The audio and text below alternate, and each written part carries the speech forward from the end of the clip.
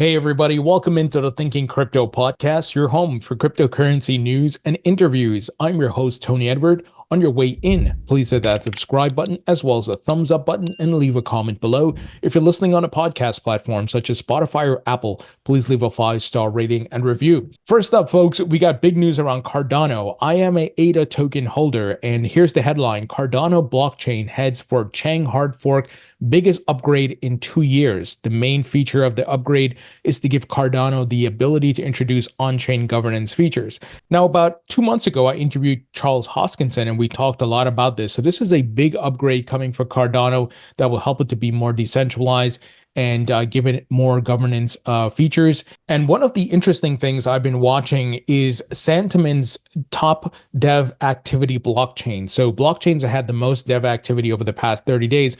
And Cardano has consistently been in the top 3 or top 5 over the past 6 months, guys. It's pretty amazing. I include this data in my free email newsletter, so be sure you sign up for that. And Cardano, as of today, is number 4. So there's a lot of development activity happening on Cardano, and it's probably because of this big hard fork that's coming up in addition to other things. So I think this is very bullish for the price of ADA. ADA is one of the blue chip altcoins similar to XRP, which hasn't really moved significantly, but I believe it will. I believe a lot of the liquidity from meme coins are going to go to these blue chip altcoins, and they're going to move, and I think they're going to set new all-time highs.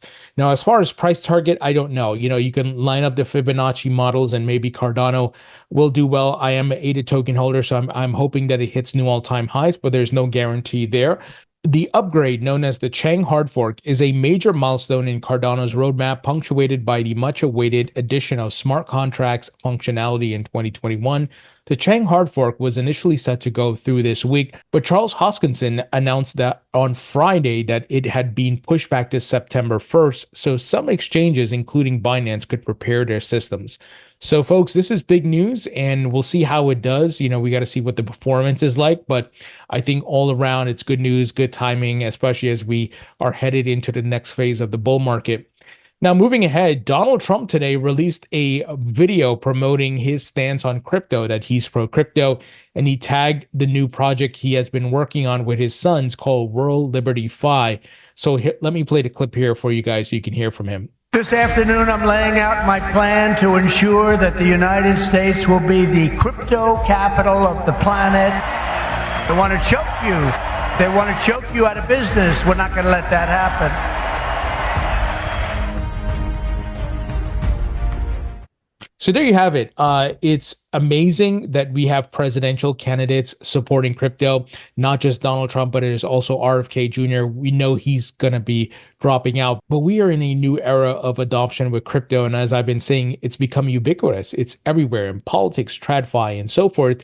And Kamala Harris, I think, is fumbling the ball a bit here because she continues to not say anything. We're hearing these pseudo bullish statements from her camp, but nothing from her, while Gary Gensler and Elizabeth Warren continue to run amok, attacking the industry. And speaking of the election, Polymarket, which is the decentralized prediction market where people can bet on the election and much more, Bloomberg is going to be pulling in the Polymarket data. That's incredible. Remember, Elizabeth Warren wanted to shut this down, but it's amazing that TradFi and these traditional platforms are going to pull in this data. That's pretty big, and prediction markets are huge. And this is, of course, decentralized. It's running on the blockchain, and you can bet with crypto. So another example of crypto adoption. And yesterday, we talked about the SEC sending OpenSea a Wells notice and pretty much alluding that NFTs are securities. Well, the Blockchain Association is one of the agencies or advocacy groups that is fighting back, and they have sent a FOIA request to the SEC to investigate if the SEC had communications with select crypto custodians, possibly creating a carve-out from the SAB121 requirements. Remember, the SEC put this bullshit rule in place where it would prevent banks from custodying crypto by a kind of a de facto ban. But something else has been happening here where the SEC may be playing favorites. And We go back to what we've been talking about. Gary Gensler is a scumbag, and he's politically motivated, and he's working with Elizabeth Warren, and they've been doing a lot of shady stuff in the back room. So this is really great, and FOIA requests are great. That's the Freedom of Information Act, and we can get some insight into communications. Remember, FOIA requests were used by nonprofits to get information about Bill Hinman and what he did with Ethereum and what the SEC's communications were around Ripple. And Ripple used some of that evidence to fight the SEC in court. So I think there's something here. And there's been rumblings that the SEC's been playing favorites and doing something shady in the back room. So big move by the Blockchain Association. Now, as mentioned before, Elizabeth Warren and Gary Gensler and their cronies have been attacking the industry, and part of that is Operation Chokepoint 2.0. They're trying to cut off banking to the crypto industry. So Custodia Bank, which has been roadblocked by the Fed, they couldn't get that license that they want. They had to lay off some people, and they said here that they told their staff on Thursday morning, which was this morning, that they have to lay off and they have to preserve capital because of the battles with the Fed. They're currently in litigation, and that's very expensive. But this is what this current administration has done, where they're trying to stifle and kill these startups, right? So that BlackRock, so that Fidelity and all the Wall Street guys can come in and offer services. That's what's happening, as we've been talking about. It's not exclusive to this industry, but I think it's eye-opening for me because I've never followed any other industry this way. I've never been as invested in any other industry, and what they're doing affects me directly. So this is what's been going on, and this is why we got to keep fighting. But ultimately, disruptive technology will always win, as I've been telling you guys. They can't stop this train, right? It has left the station. The genie's out the bottle. They can't put it back in. Now, they may throw up some roadblocks, right? They may throw some stuff in front of the train to try to slow it down. But we've seen those videos where people who are parked on the tracks, the train just busts through, right? They get demolished, and the train just keeps going. So we got to keep fighting and call up our representatives, keep applying pressure, keep putting out the facts and all the truths, and highlight the hypocrisy and lies of Gary Gensler. Now, remember President Nayib Bukele of El Salvador? Well, he made the cover of Time magazine, and part of it was because of the move El Salvador did with Bitcoin, in addition to other things.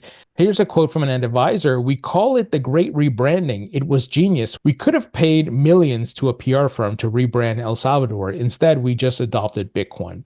So Bitcoin has done really well for El Salvador, putting it on the map, so to speak, because El Salvador has made Bitcoin a legal tender. They've been accumulating it, of course, and there's some of their citizens are using it in commerce. So this is really great. And I think it's a sign of what's to come. Many other countries will adopt this model, and I think this is the future. Now, folks, quick word from our sponsor, and that is BitGo, which is one of the top crypto custodians in the market. BitGo works with many big players in the market, guys, like exchanges, hedge funds, and so forth. For example, a big hedge fund is Pantera Capital. That's Dan Moorhead. Bitstamp Exchange, Bitcoin IRA. Nike uses BitGo's wallet services for its NFTs. Some of the services that BitGo offers includes hot wallets, custodial wallets, self-managed cold wallets, and NFT wallets. So as mentioned, this is one of the top crypto custodians. So if you'd like to learn more about them, go to bitgo.com. Link will be in the description. All right, folks, we got news here that stablecoin money movement platform Bridge raises $58 million in funding. So we continue to see these startups and these companies are getting a lot of capital. And this is why I've been saying Wall Street and a lot of these traditional finance players, they're not happy, because that money used to be going into their investment accounts and their products. Now it's going to crypto, right? But look, that's the disruption that's taking place. So you better get on board, or you will have your blockbuster moment, right? Where if you don't adapt to this growing technology, it's going to leave you behind. So started by former Coinbase and Square employees, Bridge is building a stablecoin-powered money movement platform. Bridge's backers include Sequoia, Ribbit, Index, and Han Ventures. We also got news that Crypto.com taps Standard Chartered to expand global fiat services. So Crypto.com is the crypto exchange. They have a great app. I have an account with them. I don't use them often. I have many accounts with different exchanges, and they're all KYC, AML verified, and so forth. So that when I'm trying to cash out or I'm trying to access a certain token, I have different options. I don't want to just have one or two exchanges. I want to have multiple so that if one or two go down because of volume and the traffic, we've seen this in the peak of the bull markets, I can go to other exchanges and cash out my crypto. So crypto exchange Cryptodotcom is partnering with Standard Chartered to expand access to US dollars, euros, and United Arab Emirates dirhams. These new global retail fiat services will be managed from Cryptodotcom's regional hub in Dubai and be available in 90 countries. All right, moving ahead, we talked about Sony's new blockchain and that they're launching a crypto exchange in Japan. And it's amazing. This is a tech giant from a legacy tech giant, and they're now here building in crypto. So Sony's blockchain Soneium partners with Transact for a global fiat on-ramp services. Transact has partnered with Sony to provide fiat on-ramps for their blockchain project Soneium. The partnership will enable users to employ traditional payment methods to onboard into the ecosystem. Folks, this is so bullish. I mean, I'm sure many of you have owned a product from Sony. I remember having a Sony Walkman and CD player in the 90s, and other technologies. I think even a TV in the early 2000s. And, there's the PlayStation game console and so forth. And now they're here building their own blockchain, and they have an exchange that's coming. What a time to be alive, folks. Incredibly bullish stuff. And this Soneium blockchain, if I'm not mistaken, is an Ethereum layer 2 blockchain. Here, Time.Fund raises $3 million seed round led by Brevin Howard Digital. So Time.Fund is a tokenization platform built on Base. So that's Coinbase's layer 2 on Ethereum.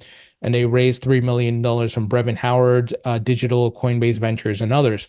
Brevin Howard is a traditional finance giant, and they're now here investing in crypto. Just an FYI for those of you who want to know. So this is the first time I'm hearing about this platform, so I'll definitely check it out. And tokenization is the future, folks. And I've often stated, if you have an idea, you're an entrepreneur, you got a project you want to build in crypto, now's the time. You will get the capital. And this is a great sign that these companies, these startups are getting the capital, right? That people have trust. They believe in the technology. They see this as the future.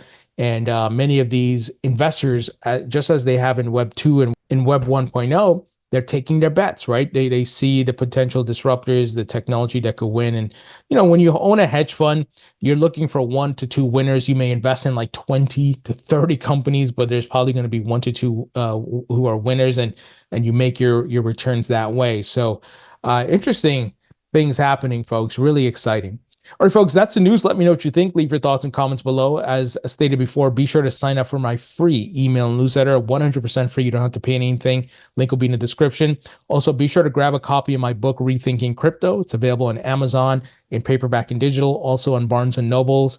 Grab a copy to support the podcast. Grab a copy for your friends and family who want to learn about crypto. It includes tips for investing in crypto. And if you bought a copy already, friends, please leave a rating and review. It would really help out my rankings. Thank you so much. I appreciate you all, and I'll talk to you all later.